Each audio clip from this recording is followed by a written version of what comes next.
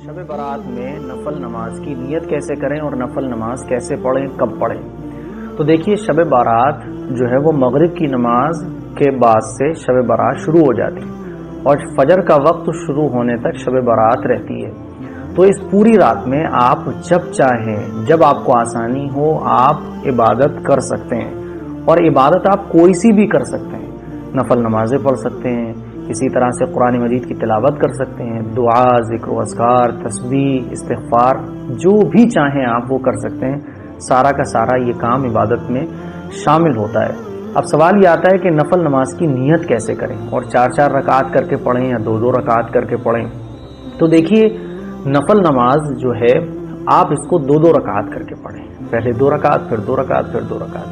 اگر کوئی اس کو 4 رکعت کر کے پڑھتا ہے تب بھی ٹھیک ہے، لیکن افضل اور بہتر یہ ہے کہ 2 رکعت کر کے نفل نماز پڑھی جائے۔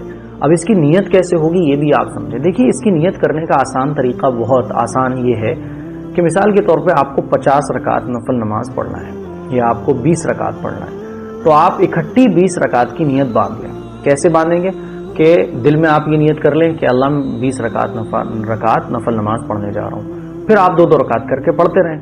نیت، میں بار بار اس چیز کو کلیئر کرتا ہوں کہ نیت جو ہے وہ دل کے ارادے کا نام ہے، اور آپ زبان سے کہنا چاہتے ہیں تو آپ اس طرح سے کہہ لیں کہ نیت کرتا ہوں میں 20 رکعت نماز نفل واسطے اللہ تعالیٰ کے، منہ میرا کعبہ شریف کی طرف، اللہ اکبر۔ ٹھیک ہے، بس آپ ایک بار 20 رکعت کی اکٹھی نیت باندھ لیں، پھر اس کے بعد آپ کو بار بار ہر 2 رکعت پر زبان سے نیت باندھنے کی ضرورت نہیں ہے۔ اب بس آپ ڈائریکٹ پڑھتے چلے جائیں، اور وہی جیسے ہم نارمل نمازوں کے نفل پڑھتے ہیں، نمازوں کی سنتیں پڑھتے ہیں کہ شروع میں ثنا پڑھتے ہیں، پھر الحمد شریف پڑھتے ہیں، کوئی سورت ملاتے ہیں، اسی طرح سے آپ ہر 2 رکعت میں اسی طرح سے کریں گے۔ سب سے پہلے نیت باندھنے کے بعد ثنا، پھر اس کے بعد الحمد شریف، پھر اس کے بعد کوئی سورت، پھر دوسری رکعت میں آپ الحمد شریف اور کوئی بھی سورت، صورتوں میں جو آپ کو سورت یاد ہو وہ آپ پڑھ سکتے ہیں۔ تو یہ تو ہو گیا نفل نماز پڑھنے کا طریقہ۔ دوسرا سوال یہ ہے کہ مفتی صاحب پوری رات جاگیں یا ہم تھک جائیں تو بیچ میں عبادت بھی کر سکتے ہیں؟ تو دیکھیے، اگر آپ تھک گئے عبادت کرتے کرتے تو آپ ریسٹ بھی کر سکتے ہیں، کیونکہ یہ نفلی عبادت ہے۔ پوری رات جاگنا ضروری نہیں ہے، بلکہ دل کے ساتھ، دل سے اللہ کی عبادت کرنا ضروری ہے۔ اب مثال کے طور پہ آپ اگر سو جاتے ہیں، تھک جاتے ہیں، آپ سو گئے، پھر آپ اٹھے، پھر عبادت کر لیں، ٹھیک ہے، کوئی دقت نہیں ہے۔ اور اگر آپ وہ پوری رات عبادت کر لیں تو بھائی بہت اچھی بات ہے، ظاہر ہے جو جتنا زیادہ محنت کرے گا وہ اتنا زیادہ پائے گا۔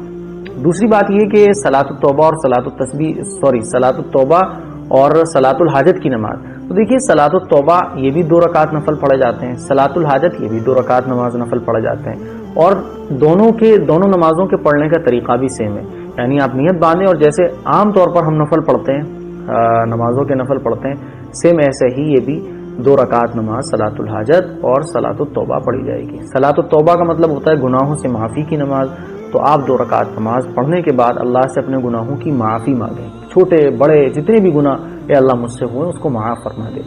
تو اس نماز کے پڑھنے سے جتنے بھی گناہ ہوتے ہیں وہ معاف ہو جاتے ہیں۔ صلاۃ الحاجت ضرورت کی نماز، اے اللہ مجھے رشتے کی ضرورت ہے، مجھے روزی کی ضرورت ہے، مجھے کاروبار کی ضرورت ہے، جو بھی آپ کو ضرورت ہے اس نماز کو پڑھنے کے بعد آپ اس نماز کو پڑھنے کے بعد آپ دعا اپنی مانگ سکتے ہیں، جو بھی آپ کو ضرورت ہے۔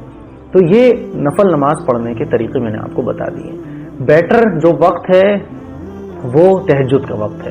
ہم اس رات میں اگر نفل نماز نہ بھی پڑھ پائیں تو تہجد ضرور پڑھیں۔ تہجد کا وقت بہت عظیم الشان وقت ہوتا ہے، پھر اس رات میں اگر تہجد کا وقت آ جائے تو ظاہر ہے اس کی اہمیت بڑھ جاتی ہے۔ تو یہ مسئلہ تھا نفل نماز پڑھنے کا کہ نفل نماز کیسے پڑھے، کتنی رکعت پڑھے، یہ میں نے آپ کو کلیئر کر دیا ہے۔ امید ہے کہ یہ مسئلہ آپ کے کلیئر ہو گیا ہوگا۔ اس کو شیئر ضرور کریں، دوسرے مسلمانوں تک پہنچائیں۔ نفل نماز پڑھنے کے بارے میں جو کنفیوژن ہے وہ سب کی